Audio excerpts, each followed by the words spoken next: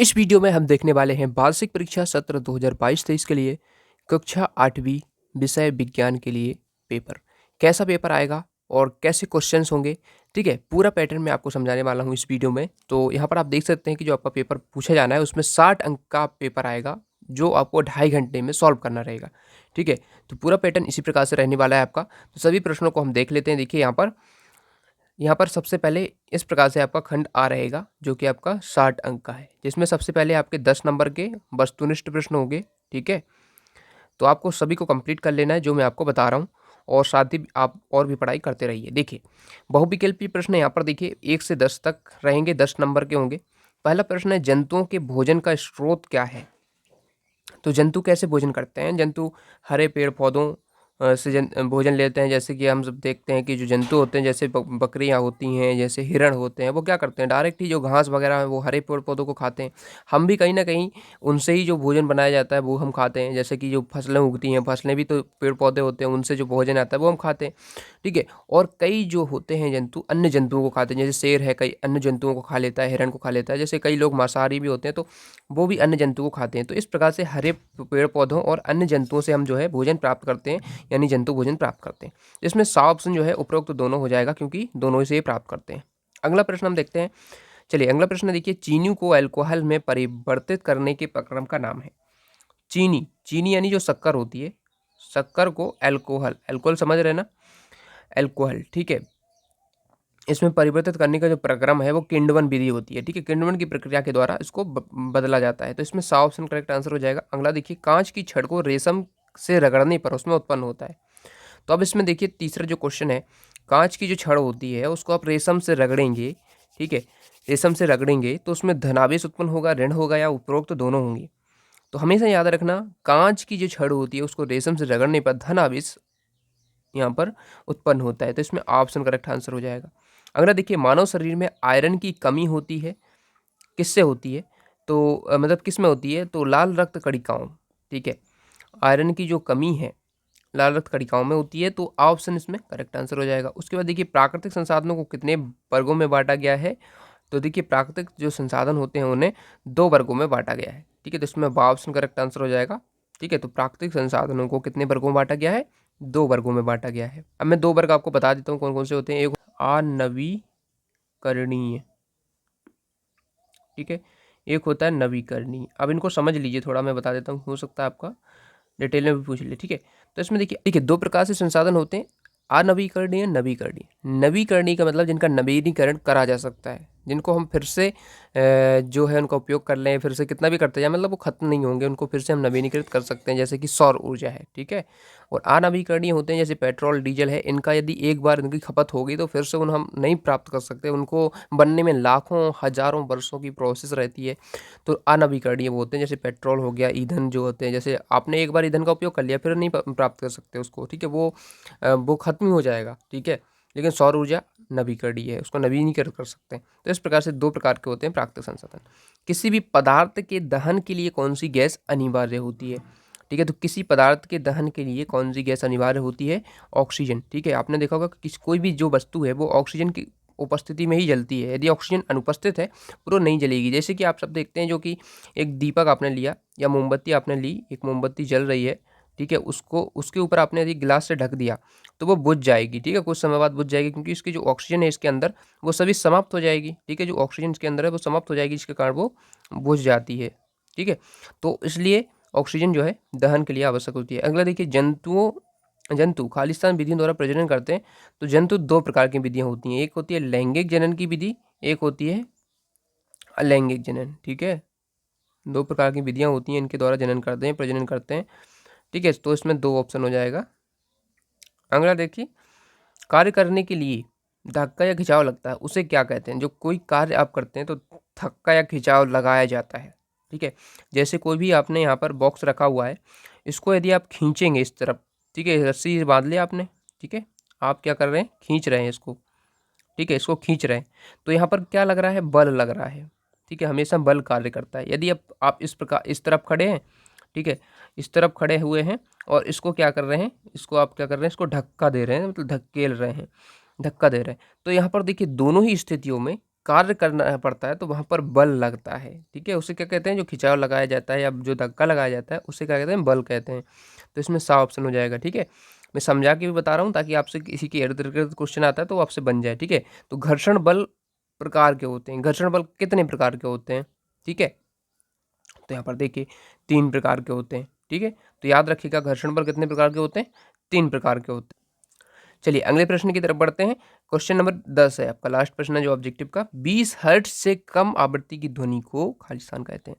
तो 20 हर्ट्ज से जो कम ध्वनि होती है उसे क्या कहते हैं, उसे बोलते हैं अपश्रव्य, ठीक है। अपश्रव्य ध्वनि कहते हैं उसे, क्या कहते हैं, अपश्रव्य ध्वनि। यहाँ पर देख सकते हैं फर्स्ट ऑप्शन आपका अपश्रव्य ध्वनि हो जाएगा।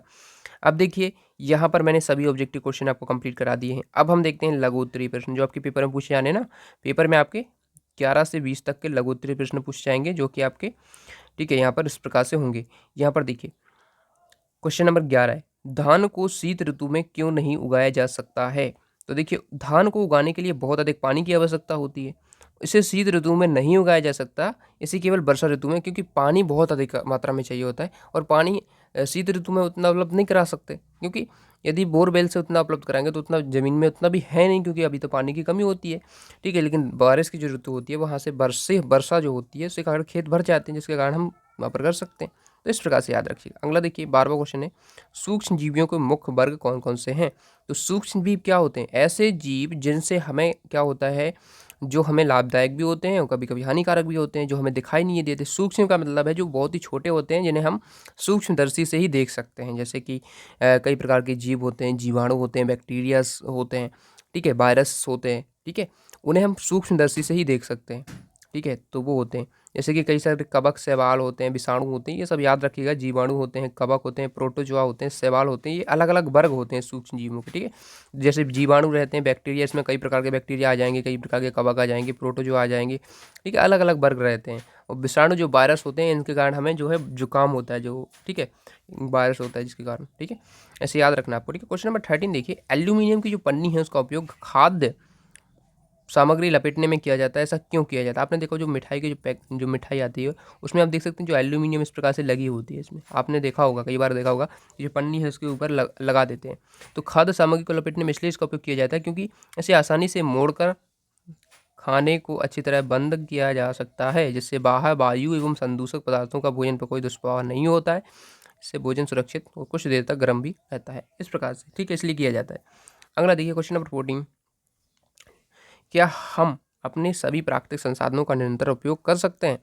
नहीं, हम अपने सभी प्राकृतिक संसाधनों का उपयोग नहीं कर सकते, एक दिन भी समाप्त हो जाएंगे। आप सबको पता है कि प्राकृतिक संसाधन क्या होते हैं, जैसे जो वन है, जल है, हम ऐसे उपयोग करते ही जाएंगे तो वो एक ना एक दिन तो समाप्त हो ही जाएंगे। जैसे प्राकृतिक संसाधन पेट्रोल है, ठीक है, पेट्रोल बहुत ही महंगा आता है क्योंकि ये बहुत ही क्या होता है, बहुत ही कम मात्रा में पाया जाता है, प्रकृति में कुछ ही स्थानों पे पाया जाता है और इसको बनाने में कई हज़ारों साल की प्रोसेस लगती है, प्रकृति यानी जो नेचर बनाती है, ठीक है। तो इसलिए इनको हम उपयोग निरंतर नहीं कर सकते, इसलिए हमें ऐसे साधन देखने होंगे जिनको हम निरंतर उपयोग कर सकते हैं, मतलब दोबारा उपयोग कर सकते हैं। जैसे सौर ऊर्जा है, कई ऐसे जैसे है हम सोलर पैनल है, उनका आप बिजली बनाने में उपयोग कर सकते हैं। ऐसे कई साधन हैं जिनका उपयोग कर सकते हैं, लेकिन कईयों का नहीं कर सकते। देखिए हरी पत्तियों के ढेर को जलाना कठिन होता है, परंतु सूखी पत्तियों को आसानी से लग जाती है। समझ आइए इसमें कैसा, ऐसा क्यों होता है। तो हरी पत्तियों को ढेर को जलाना कठिन होता है क्योंकि उनमें जल की मात्रा अधिक होती है। आपने देखो जो हरे पेड़ पौधे होते हैं उनमें जल होता है,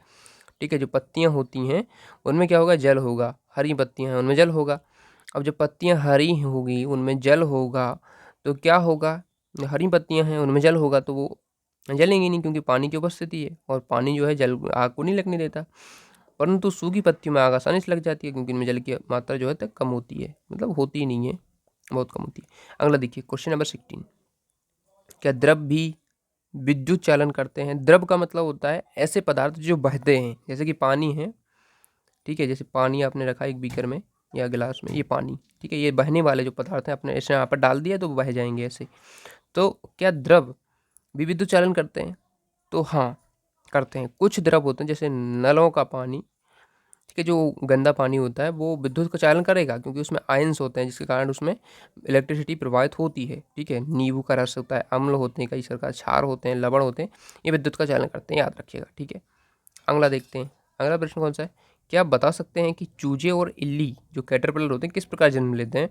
देखिए हाँ, चूजे और इल्ली लैंगिक जन्म से जन्म लेते हैं और अंडे देते हैं। इन्हें अंडप्रजक जंतु कहते हैं। ठीक है, लैंगिक जनन से जन्म लेते हैं। ठीक है, ये किस प्रकार के जनन से लेते हैं? लैंगिक जनन से अंडे देते हैं और इन्हें अंडप्रजक कहते हैं। जो कैटरपिलर होता है ये एक प्रकार का लार्वा होता है जो कि शहतूत की पत्तियों पर जो मोथ वगैरह होती है उनसे दिया जाता है और फिर वो जो है कैटरपिलर मतलब एक लार्वा की स्थिति में आता है। ठीक है, याद रखिएगा आप उसको, लैंगिक जन्म से ये उत्पन्न होते हैं। बल कितने प्रकार के होते हैं? बल देखिए यहाँ पर बल कई प्रकार के होते हैं। पेशीय बल होता है, घर्षण बल होता है, और भी है देखिए, चुंबकीय बल होता है, स्थिर वैद्युत बल होता है। इसमें कोई 2-3 याद रखिएगा आप। ठीक है, अब देखिए 19वां क्वेश्चन है, केले के छिलके पर कदम पड़ते ही हम क्यों फिसल जाते हैं? ठीक है, तो यहाँ पर आप देख सकते हैं क्यों फिसल जाते हैं, इसका कारण क्या है, तो देख लीजिए आंसर। केले का छिलका बहुत चिकना होता है, इसमें घर्षण नहीं होता है। ठीक है, तो घर्षण की उपस्थिति वहाँ नहीं होती है, जिसके कारण ऐसे ही हम कदम हमारा पड़ता है तो फिसल जाता है। 20वां क्वेश्चन देखिए, क्या हम कंपायमान वस्तु को ध्वनि सुन सकते हैं? नहीं, हम कंपायमान वस्तुओं की ध्वनि कंपायमान नहीं, हम सभी कंपायमान वस्तुओं की ध्वनि सुन सकते हैं। हम केवल सभी की नहीं सुन सकते हैं। ठीक है, हम केवल 20 हर्ट्ज से 20,000 हर्ट्ज के बीच की आवृत्ति वाली ध्वनि को सुन सकते हैं। ये प्रश्न हो जाएंगे। अब देखिए 21वां क्वेश्चन देख लीजिए। अब दीर्घ उत्तरीय प्रश्न है, बड़े अंक वाले प्रश्न है आपके। तो बुआई पर टिप्पणी लिखना है। बुआई क्या होती है? जब आप क्या करते हैं, जो खेतों में जो बीज को बोया जाता है वो बुआई होती है। ठीक है, तो बीज डालने की जो विधि है वो बुआई है। इसके लिए अच्छी गुणवत्ता वाले बीजों का चयन किया जाता है।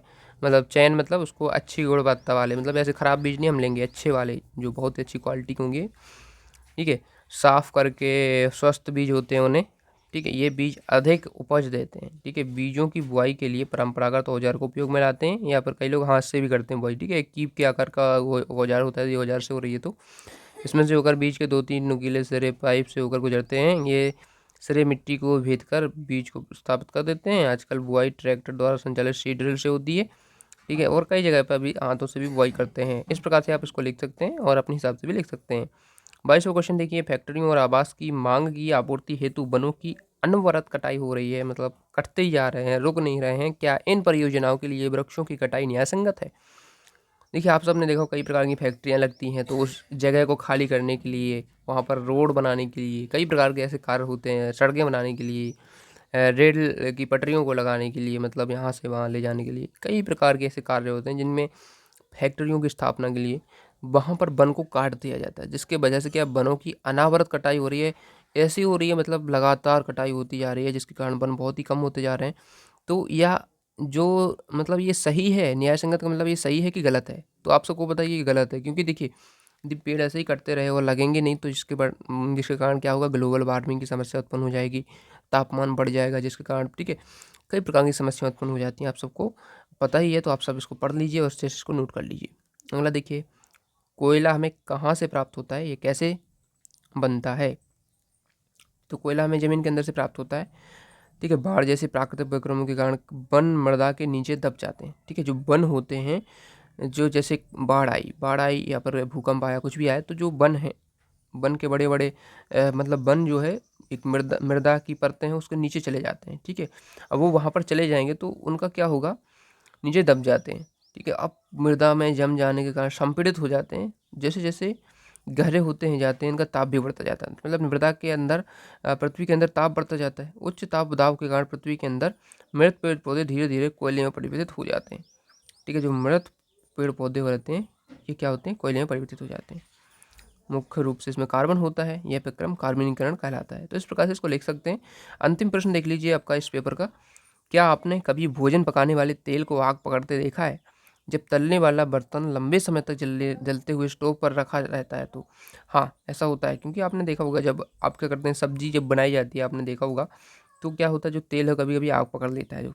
ठीक है, कमरे के ताप पर आग नहीं पकड़ता है, परंतु जब उसकी ताप कमरे के ताप से अधिक हो जाता है तो ये आग पकड़ लेता है। तो इसको आप इस प्रकार से लिख सकते हैं, आपने देखा होगा, इसको आप पढ़ सकते हैं।